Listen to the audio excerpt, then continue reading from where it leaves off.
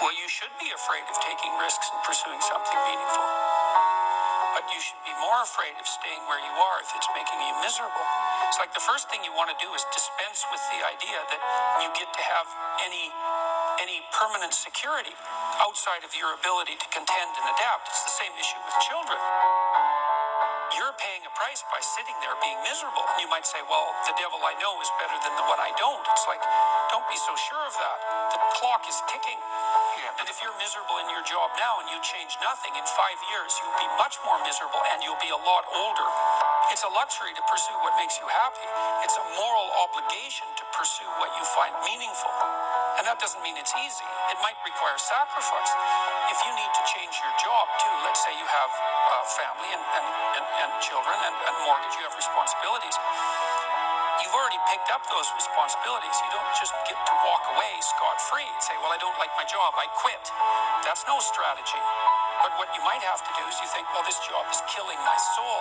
So what do I have to do about that? Well, I have to look for another job. Well, no one wants to hire me. It's like, okay, maybe you need to educate yourself more. Maybe you need to update your curriculum vitae, your resume. Maybe you need to overcome your fear of being interviewed. Maybe you need to sharpen your social skills. Like, you have to think about these things strategically. If you're going to switch careers, you have to do it like an intelligent, responsible person. That might take you a couple of years of effort to do properly. The first thing that you want to do is figure out, imagine you were taking care of yourself, like you were someone you cared for, which is rule number 2, by the way, essentially. Then you should figure out, well, if you could have what you needed and wanted, what would it be? What sort of friends would you have? What would your family relationships look like? How would you conduct yourself with your children? How would you educate yourself? You need to think through how it is that your life could be properly arranged if you had that ability. And then you can aim at that. And the funny thing is that if you do posit a goal of that sort and work towards it, you will move towards it. The goal will change because you'll learn things along the way. We set a goal, we develop a vision, and work towards it, and things inevitably get better for people.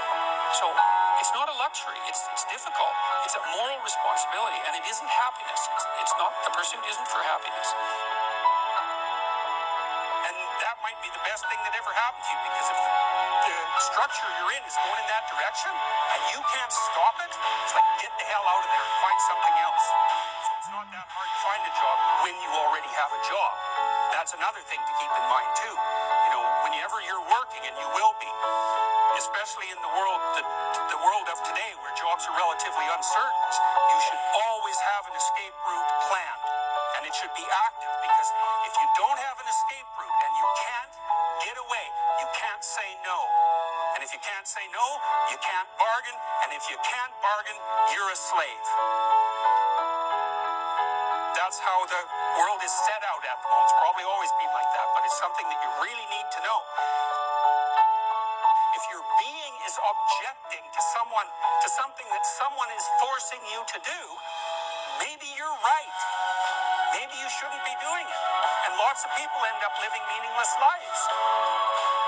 That's not a very good term, because there's no such thing as a meaningless life. Because one of the meanings of life is suffering. And there's no bloody way you're going to escape that. So you will not have a meaningless life. You'll have a life that's only suffering. You don't want to be in a place that's stultifying. You don't want to be in a place where there's no challenge. You might even quit your job if there's no challenge. Say, well, that's a good job. It gives you security. And you think, God, I can't stand this. It's eating away at my soul. It's all security and no challenge. So why do you want a challenge? Because that's what you're built for. You're built to take on a maximal load. Right? Because that's what strengthens you, and you need to be strong because life is extraordinarily difficult. You have to have your eyes open and your wits sharp and your words at the ready, and you have to be educated. And you have to know about your history, and you have to know how to think, and you have to know how to read, and you have to know how to speak, and you have to know how to aim, and you have to be willing to hoist the troubles of the world up on your shoulders.